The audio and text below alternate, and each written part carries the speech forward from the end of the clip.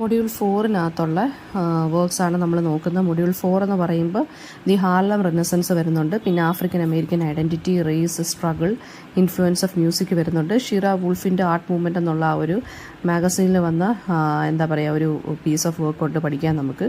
പിന്നെ പാമേഴ്സി ഹീഡൻ്റെ ജുവനീസ്, അതുപോലെ തന്നെ ലാങ്സ്റ്റൺ ഹ്യൂസിൻ്റെ the Negro speaks of rivers എന്നുള്ള പോവമും ഉണ്ട് നമുക്ക് പഠിക്കാൻ. അപ്പോൾ നോക്കിക്കോളൂ. ഫസ്റ്റ് ഹാർലം റെനസൻസ് എന്താണെന്ന് നോക്കാം.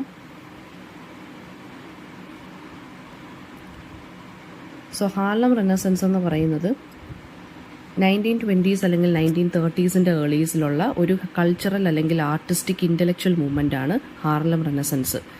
അപ്പോൾ ഹാർലം എന്നുള്ള ന്യൂയോർക്ക് സിറ്റിയിലുള്ള ഹാർലം എന്നുള്ള സ്ഥലത്താണ് ഇത് സെൻറ്റർ ചെയ്തിരിക്കുന്ന ഈ ഒരു മൂവ്മെൻറ്റ്. അതായത് ആഫ്രിക്കൻ അമേരിക്കൻ കൾച്ചറിനെ ഒന്നുകൂടി റിവൈവ് ചെയ്ത് ഒരു ഫ്രഷ് ആയിട്ടുള്ള രീതിയിൽ ലിറ്ററേച്ചറിലും കൾച്ചറിലും പിന്നെ ബാക്കിയുള്ള എല്ലാ കാര്യത്തിലും കൂടി ഒന്ന് കൊണ്ടുവരിക. അതായത് ബ്ലാക്ക് ഐഡൻറ്റിറ്റി, അതായത് ബ്ലാക്ക് കമ്മ്യൂണിറ്റിയിൽ പെട്ട ആളുകളുടെ ഐഡൻറ്റിറ്റിയെ സെലിബ്രേറ്റ് ചെയ്യുക, അവരുടെ ക്രിയേറ്റിവിറ്റിയെ പ്രൊമോട്ട് ചെയ്യുക, അവരുടെ കോൺട്രിബ്യൂഷൻസ് ഇൻ്റലക്ച്വൽ ആണെങ്കിലും ലിറ്റററി ആയിട്ടുള്ള കോൺട്രിബ്യൂഷൻസ് ആണെങ്കിലും അതിനെ സപ്പോർട്ട് ചെയ്യുക. അതിനാണ് ഈ ഹാർലം റെനസൻസ് കൊണ്ടുവന്നത്. അത് ഈ ആഫ്രിക്കൻ അമേരിക്കൻസ് ശരിക്കും പറഞ്ഞു കഴിഞ്ഞാൽ നോർത്തേൺ സിറ്റീസിലോട്ട് മൈഗ്രേറ്റ് ചെയ്ത സമയത്ത് അവർക്ക് അവിടെ ഒരുപാട് ഓപ്പർച്യൂണിറ്റീസും ഈ റേസിസം പോലുള്ള കാര്യങ്ങൾ, റേഷ്യൽ ഡിസ്ക്രിമിനേഷനൊക്കെ അവർക്ക് ഒരുപാട് സൗത്തിൽ നോർത്തേൺ സിറ്റീസിൽ ഫേസ് ചെയ്യേണ്ടി വന്നു. അപ്പോൾ അവിടെ വെച്ച് ഇവർക്കൊന്ന് പ്രൊമോട്ട് ചെയ്യുക, ഇവരെ ഒന്ന് എൻകറേജ് ചെയ്യുക, സപ്പോർട്ട് ചെയ്യുക, അങ്ങനെയുള്ളൊരു മൂവ്മെൻ്റാണ് ഇതെന്ന് പറയുന്നത്. തീംസ് എന്താണെന്ന് വെച്ചാൽ first one African American identity. അതായത് ഈ മൂവ്മെൻറ്റിൻ്റെ ഏറ്റവും സെൻട്രൽ ആയിട്ടുള്ള തീം എന്ന് വെച്ചാൽ ബ്ലാക്ക് ഐഡൻറ്റിറ്റി എക്സ്പ്ലോർ ചെയ്യുക, അതിനെ അക്സെപ്റ്റ് ചെയ്യുക, അതിനെ സപ്പോർട്ട് ചെയ്യുക. മാർജിനലൈസ്ഡ് ആയിട്ട് നിൽക്കുന്ന ആഫ്രിക്കൻ അമേരിക്കൻസ് എന്ന് വെച്ചാൽ ഈ ആഫ്രിക്കൻ ഒന്നുകിൽ അച്ഛനോ അമ്മയോ ആഫ്രിക്കൻ ആയിരിക്കും, ഒരാൾ അമേരിക്കൻ ആയിരിക്കും, അതിലുണ്ടാവുന്ന കുഞ്ഞുങ്ങൾ. അപ്പോൾ അങ്ങനെ വരുന്ന മിക്സഡ് റേസിൽ വരുന്ന ആളുകളെ സപ്പോർട്ട് ചെയ്യുക. ഓക്കെ, ദെൻ ആർട്ടിസ്റ്റും റൈറ്റേഴ്സിനെയൊക്കെ എന്ത് ചെയ്യുക, ആഫ്രിക്കൻ ഹെറിറ്റേജിനെ കുറിച്ച് എഴുതാൻ പ്രേരിപ്പിക്കുക, അതുപോലെ തന്നെ ആ ബ്ലാക്ക് ഐഡൻറ്റിറ്റിയെക്കുറിച്ച് സംസാരിപ്പിക്കുക, എഴുതിപ്പിക്കുക. ഇതൊക്കെയായിരുന്നു ഈ ഒരു മൂവ്മെൻറ്റിൻ്റെ എയിം എന്ന് പറയുന്നത്. എക്സാമ്പിൾ എന്ന് പറയുന്നത് ലാങ്സ്റ്റൺ ഹ്യൂവിൻ്റെ പോയട്രി. അത് ഈ അതായത് ഈ അമേരിക്കയിലുള്ള ബ്ലാക്ക് ലൈഫിലുള്ള ആളുകൾ, അതായത് ബ്ലാക്ക് കമ്മ്യൂണിറ്റിയിൽ പെട്ട ആളുകളുടെ സ്ട്രഗിൾസ്, ഹാപ്പിനെസ്, അവർ ഫേസ് ചെയ്യുന്ന കാര്യങ്ങൾ, അതൊക്കെയാണ് ലാങ്സ്റ്റൺ ഹ്യൂസ് അദ്ദേഹത്തിൻ്റെ പോയട്രിയിലൂടെ പറയുന്നത്. അതുപോലെ തന്നെ ആർട്സ് ആണെന്നുണ്ടെങ്കിൽ, പെയിൻറ്റിംഗ് ആണെന്നുണ്ടെങ്കിലും ഈ ആഫ്രിക്കൻ സിമ്പിൾസ്, മോട്ടീവ്സ്, തീംസ് അത് മോഡേണിസ്റ്റ് ടെക്നിക്കുകളോടുകൂടി കമ്പൈൻ ചെയ്ത് എന്ത് ചെയ്യുക, പ്രൊമോട്ട് ചെയ്യുക. ഇനി രണ്ടാമത്തത് റേസും സ്ട്രഗിളും എന്താണെന്നാണ് പറഞ്ഞാൽ. ഈ ഒരു ഹാർലം റെനസൻസ് ശരിക്കും പറഞ്ഞാൽ റേസിസം അല്ലെങ്കിൽ റേഷ്യൽ ഡിസ്ക്രിമിനേഷനൊക്കെ എതിരെ കൊണ്ടുവന്ന കാര്യമാണ്. ആഫ്രിക്കൻ അമേരിക്കൻസിൻ്റെ അവർ ഫേസ് ചെയ്തിരിക്കുന്ന റിയാലിറ്റിയെ തുറന്നു കാണിക്കുക എന്നുള്ളതാണ് ഈ ഒരു മൂവ്മെൻറ്റിൻ്റെ കാര്യം എന്ന് പറയുന്നത്. അപ്പോൾ ആർട്ടിനകത്തും എന്ത് ചെയ്തു, സൈമിൾട്ടേനിയസ് ആയിട്ട് ഈ ആഫ്രിക്കൻ അമേരിക്കൻസിൻ്റെ ലൈഫിനെ സെലിബ്രേറ്റ് ചെയ്തും, അതുപോലെ തന്നെ ഇവർ ഫേസ് ചെയ്യുന്ന റേഷ്യൽ ഡിസ്ക്രിമിനേഷൻ അല്ലെങ്കിൽ ഇവർ ഫേസ് ചെയ്യുന്ന പ്രോബ്ലംസിനെ കുറിച്ച് ക്രിട്ടിസൈസ് ചെയ്ത് ഇവർ എഴുതിയിട്ടുണ്ടായിരുന്നു. അപ്പോൾ ഇവർ ഫേസ് ചെയ്യുന്ന ഇനീക്വാളിറ്റീസ്, അതുപോലെ തന്നെ ഇവർക്ക് അവിടെ ആ സൊസൈറ്റിയിൽ ഇവർക്ക് ജീവിക്കാൻ പറ്റാതെ അവർ ഫേസ് ചെയ്യുന്ന കുറേ സ്ട്രഗിൾസ് കാണുമല്ലോ. വൈറ്റ് ആയിട്ടുള്ള ആളുകളുടെ ഇടയിൽ ഫേസ് ചെയ്യുന്ന പ്രശ്നങ്ങൾ, ഡിസ്ക്രിമിനേഷൻ, ഇതിനെയൊക്കെ എന്ത് ചെയ്യുകയാണ്, കൗണ്ടർ അറ്റാക്ക് ചെയ്യുമായിരുന്നു. പിന്നെ ലാങ്സ്റ്റൺ ഹ്യൂസ് മാത്രമല്ല, സോറ നീൽ ഹസൻ, അതുപോലെ തന്നെ ക്ലോഡ് മെക്കെ, ഇങ്ങനെയുള്ള ആളുകളും റേഷ്യൽ ഡിസ്ക്രിമിനേഷനെ കുറിച്ചും ഈ ഓപ്പറേഷനെ എങ്ങനെ റെസിസ്റ്റ് ചെയ്യാമെന്നും തടയാമെന്നുള്ള കാര്യങ്ങളെക്കുറിച്ച് ഇവരും എഴുതിയിട്ടുണ്ടായിരുന്നു. ഇനി മ്യൂസിക്കിൽ ഇതിൻ്റെ ഇൻഫ്ലുവൻസ് വന്നത് ജാസ് മ്യൂസിക് അല്ലെങ്കിൽ ബ്ലൂസ് എന്ന് പറഞ്ഞ മ്യൂസിക്കൽ ടൈപ്പിലൂടെയായിരുന്നു. അത് ഈ ഹാർലം റെനസൻസിൻ്റെ സമയത്ത് വന്ന ഒരു കൈൻഡ് ഓഫ് മ്യൂസിക്കൽ ആയിട്ടുള്ള ഔട്ട്കംസ് ആണ് ജാസും ബ്ലൂസും. പിന്നെ മ്യൂസിക് എന്ന് പറഞ്ഞാൽ ജസ്റ്റ് നോട്ട് ഫോർ എൻ്റർടൈൻമെൻറ്റ് മാത്രമല്ലായിരുന്നു, ആഫ്രിക്കൻ അമേരിക്കൻ എക്സ്പീരിയൻസിനെ കുറിച്ചും അവരുടെ ക്രിയേറ്റിവിറ്റിയെക്കുറിച്ചും അവരുടെ സോഷ്യൽ സ്ട്രഗിൾസിനെ കുറിച്ചും എക്സ്പ്രസ് ചെയ്യാനുള്ളൊരു മാർഗ്ഗം കൂടിയായിരുന്നു മ്യൂസിക്.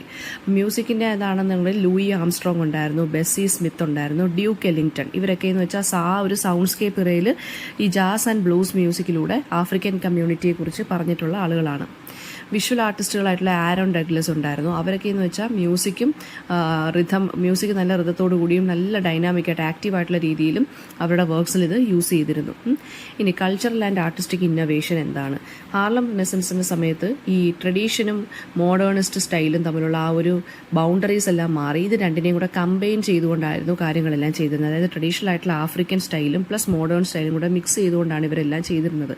ലിറ്ററേച്ചറും വിഷ്വൽ ആർട്ടും മ്യൂസിക്കും പെർഫോമൻസും എല്ലാം ഒരു ഒരേപോലെ ബ്ലെൻഡ് ചെയ്ത് യൂസ് ചെയ്യാൻ തുടങ്ങി. അത് സെൽഫ് എക്സ്പ്രഷന് വേണ്ടിയും റെസിസ്റ്റൻസ് ആയിട്ടും ഒക്കെ യൂസ് ചെയ്യാൻ തുടങ്ങി. അപ്പോൾ മൈഗ്രേഷൻ, അർബൻ ലൈഫ്, സ്പിരിച്വാലിറ്റി, ഇതൊക്കെ ഈ വർക്ക്സിനകത്ത് കാണിക്കാൻ തുടങ്ങി. നോട്ടബിൾ ആർട്ടിസ്റ്റ് ആൻഡ് ഫിഗേഴ്സ് എന്ന് പറയുന്നത് ആരൺ ഡഗ്ലസ്. അയാളെ father of African American art എന്നാണ് വിളിക്കുന്നത്. അയാളുടെ വർക്ക്സിനകത്ത് ആഫ്രിക്കൻ സിംബോളിസവും പ്ലസ് മോഡേണിസ്റ്റ് ടെക്നിക്കുകൾ അയാൾ യൂസ് ചെയ്തിരുന്നു. അടുത്ത എന്താണ്, ലൂയിസ് മെയ്ലിയു ജോൺസ്.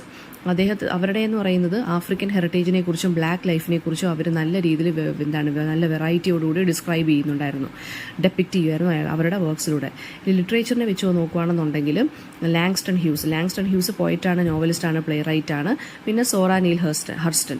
സോറ നീലിൻ്റെ ഇത് വർക്കിനകത്താണെങ്കിൽ ആഫ്രിക്കൻ അമേരിക്കൻ ഫോക്ക് ലോർ, നാടോടി കഥകളെ കുറിച്ച്, പിന്നെന്താണ് അവരുടെ വർക്ക്സ് ആയിട്ടുള്ള their eyes were watching god, ഇതിനകത്തൊക്കെ ഈ ആഫ്രിക്കൻ കമ്മ്യൂണിറ്റിയെ കുറിച്ചാണ് പറഞ്ഞു പോകുന്നത്.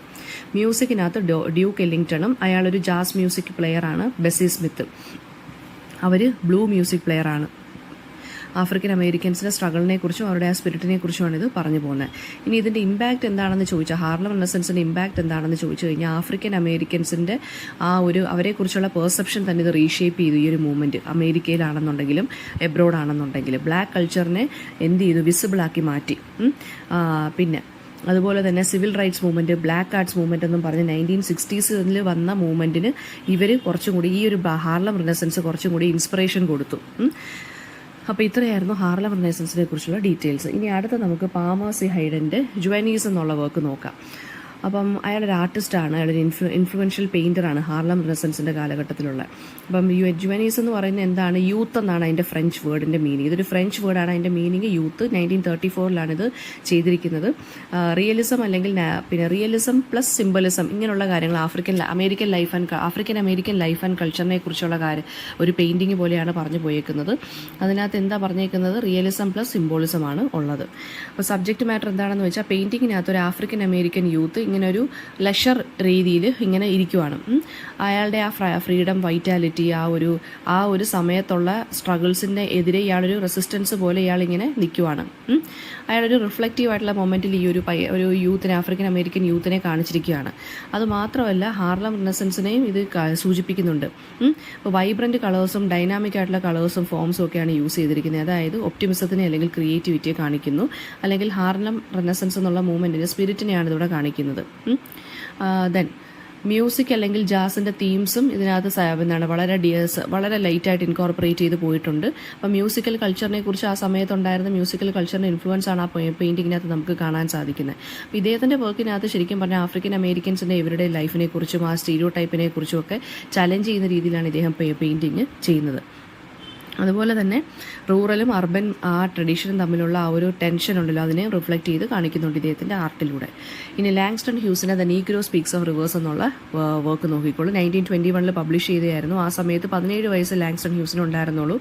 ഇത് ഐക്കോണിക് പോമാണ്. ആഫ്രിക്കൻ അമേരിക്കൻ എക്സ്പീരിയൻസിനെ കുറിച്ചും അവരുടെ അവരുടെ സിവിലൈസേഷനെ കുറിച്ചും ലൈഫ് കണ്ടിന്യൂറ്റി ഇതിനെക്കുറിച്ചും സഹിഷ്ണുതയെക്കുറിച്ചും എൻഡ്യൂറൻസിനെ കുറിച്ചൊക്കെയാണ് ഇത് പറഞ്ഞു പോകുന്നത്. അപ്പോൾ first stanza by stanza analysis നോക്കിക്കോളൂ.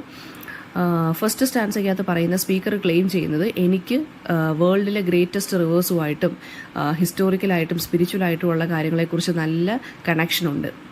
എനിക്ക് ഏൻഷ്യൻ വേൾഡിനെ കുറിച്ച് അറിയാം, അതുപോലെ തന്നെ ഹ്യൂമൻ ബ്ലഡിനെ കുറിച്ചും ഹ്യൂമൻ വെയിനെ കുറിച്ചും അറിയാം. എന്ന് വെച്ചാൽ മീനിങ് എന്താണ്, നമുക്ക് തൊട്ട് മുന്നേ വന്ന ഫോർ ഫാദേഴ്സിനെ കുറിച്ചും അവരുടെ ഫാമിലിയെക്കുറിച്ചും, അതായത് അവരുടെ സിവിലൈസേഷനെ കുറിച്ചും പിന്നെ എന്താണ് നേച്ചറുമായിട്ടും ഒക്കെ എനിക്കും എന്താണ് ബന്ധമുണ്ട്, അല്ലെങ്കിൽ ഒരു ഇൻറ്റിമേറ്റ് ആയിട്ടുള്ള കണക്ഷൻ എനിക്കുണ്ടെന്ന് പറയുവാണ്. ഇപ്പോൾ റിവേഴ്സ് ആണെന്നുണ്ടെങ്കിൽ ഇവിടെ സിംബലൈസ് ചെയ്യുന്നത് വിസ്ഡം അല്ലെങ്കിൽ ഹിസ്റ്ററിയാണ് കാണിക്കുന്നത്. അതായത് ആഫ്രിക്കൻ സിവിലൈസേഷനെയാണ് ഇവിടെ കാണിക്കുന്നത്. ഓക്കെ, അതായത് എനിക്ക് ആൻസെസ്ട്രൽ റൂട്ട്സിനെ കുറിച്ച് എനിക്ക് നല്ല ബോധമുണ്ട്. ദെൻ സെക്കൻഡ് സ്റ്റാൻസയ്ക്കകത്ത് പറയുന്നതെന്ന് വെച്ച് കഴിഞ്ഞാൽ, സ്പീക്കർ ശരിക്കും പറഞ്ഞാൽ ഇവിടെ ഐഡൻറ്റിഫൈ ചെയ്യുന്നത് റിവേഴ്സിൻ്റെ ടൈംലെസ്നെസ്സിനെ കുറിച്ചും ആ ഒരു സ്പിരിച്വൽ ഗ്രോത്തിനെ കുറിച്ചും ഹിസ്റ്ററിയെ കുറിച്ചുമാണ് ഈ സ്റ്റാൻസ പറയുന്നത്.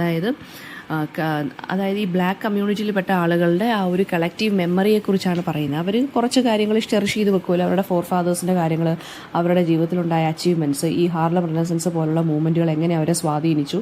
അപ്പോൾ ഇങ്ങനെയുള്ള കാര്യങ്ങളെക്കുറിച്ചാണ് ഈ ഒരു സ്റ്റാൻസയ്ക്കകത്ത് പറയുന്നത്. അതായത് എൻ്റെ സോൾ വളരെയധികം ഡീപ്പായി മാറിക്കൊണ്ടിരിക്കുകയാണ്, റിവേഴ്സിനെ പോലെ ആയി മാറിക്കൊണ്ടിരിക്കുകയാണ് എൻ്റെ സോൾ അല്ലെങ്കിൽ എൻ്റെ ആത്മാവെന്ന് പറയുന്നത്. അതായത് എൻ്റെ മനസ്സ് അല്ലെങ്കിൽ എൻ്റെ ആത്മാവെന്ന് പറയുന്നത് എന്താണ്, അല്ലെങ്കിൽ എൻ്റെ കമ്മ്യൂണിറ്റി എന്ന് പറയുന്നത് എന്താണ്, ടൈംലെസ് ആണ്, അത് വളരെ പെർമനൻ്റ് ആണ് എന്ന് പറയുവാണ്. ദെൻ തേർഡ് സ്റ്റാൻസയ്ക്കകത്ത് പറയുന്നത്, യൂഫ്രട്ടിസിനെ കുറിച്ചും കോങ്കോയെ കുറിച്ചും പറയുന്നുണ്ട്. അപ്പം അതെന്ന് വെച്ചാൽ ആഫ്രിക്കൻ ആൻഡ് മെസപ്പൊട്ടോമിയൻ സിവിലൈസേഷനെ കുറിച്ചാണ് ഇത് പറയുന്നത്. ഓക്കെ, അപ്പോൾ ഇതിനകത്തെന്ന് പറയുന്നത് ആഫ്രിക്കൻ സിവിലൈസേഷൻ്റെ ആ സ്ട്രെങ്ത്തിനെ കുറിച്ചാണ് സംസാരിക്കുന്നത്. ദെൻ ഫോർത്ത് ലൈനകത്ത് പറയുന്നത് എന്താണ്, നൈൽ റിവറിനെ കുറിച്ച് പറയുന്നുണ്ട്. അത് ആഫ്രിക്കൻ സിവിലൈസേഷൻ അല്ലെങ്കിൽ പിന്നെ ഈജിപ്തിലെ നൈൽ റിവറിനെ കുറിച്ച്, അത് ആഫ്രിക്കൻ സിവിലൈസേഷൻ്റെ ഒരു അച്ചീവ്മെൻ്റ് ആണ് നൈൽ റിവർ എന്ന് പറയുന്നത്. പിന്നെ മിസിസിപ്പിയെ കുറിച്ച് പറയുന്നുണ്ട്. ആഫ്രിക്കൻ അമേരിക്കൻ സ്ട്രഗിളിനെ കുറിച്ചാണ് ആ ഒരു മിസിസിപ്പി സിംബലൈസ് ചെയ്യുന്നത്. ഓക്കെ, പിന്നെ ഇതിനകത്ത് എബ്രഹാം ലിങ്കൻ്റെ കാര്യം പറയുന്നുണ്ട്. ലിങ്കൺ എന്ന് വെച്ചാൽ എബ്രഹാം ലിങ്കണാണ്. എബ്രഹാം ലിങ്കൺ എന്താ ചെയ്തത്, സ്ലേവറിയെ അബോളിഷ് ചെയ്തു. ഓക്കെ, അപ്പോൾ ഈ 3 കാര്യങ്ങളാണ് ഇതിനകത്ത് പറയുന്നത്. അതായത് ആഫ്രിക്കൻ ഹെറിറ്റേജിനെ വളരെ പ്രൈഡായിട്ട് പറയുവാണ്, ഭയങ്കര അഭിമാനത്തോടുകൂടി പറയുവാണ്. സ്ലേവറി മാറിയത് അമേരിക്കയിലെ ആ കാര്യങ്ങളൊക്കെയാണ് ഇതിനകത്ത് പറയുന്നത്. പിന്നെ 5th ലൈനകത്ത് എന്താണ്, I have known rivers ancient dusky rivers. ഇതിനകത്തെന്ന് വെച്ചാൽ സ്പീക്കറും ആഫ്രിക്കൻ അമേരിക്കൻസും തമ്മിലുള്ള കണക്ഷനെ റീഇൻഫോഴ്സ് ചെയ്ത് പറയുവാണ്. ആൻഡ് ടൈം മൂവ് ചെയ്യുന്ന കാര്യവും പറയുന്നുണ്ട്. ഡസ്കി എന്ന് വെച്ചാൽ ഇവിടെ ഉദ്ദേശിക്കുന്നത് ഫിസിക്കൽ കളർ ഓഫ് റിവേഴ്സ് എന്നാണ്. അതായത് ആഫ്രിക്കൻ ഹെറിറ്റേജിൻ്റെ ആ ഒരു ഡസ്കി കളർ, ആ ബ്രൗൺ അല്ലെങ്കിൽ ബ്ലാക്ക് ഷെയ്ഡിനെ കുറിച്ചാണ് ഇവിടെ പറയുന്നത്. ഇനി 6th ലൈനകത്ത് എന്താ പറയുന്നത്, പോയം ക്ലോസ് ചെയ്യുവാണ്. അതായത് my soul has grown deep like the rivers എന്ന് വീണ്ടും റിപ്പീറ്റ് ചെയ്യുവാണ്. പോയം ഒരു സർക്കിൾ പോലെ വീണ്ടും തിരിച്ചു വന്ന് നിൽക്കുവാണ്. ആ ഒരു സ്പിരിച്വൽ ഡെപ്തിനെ കുറിച്ച് പറയുവാണ്.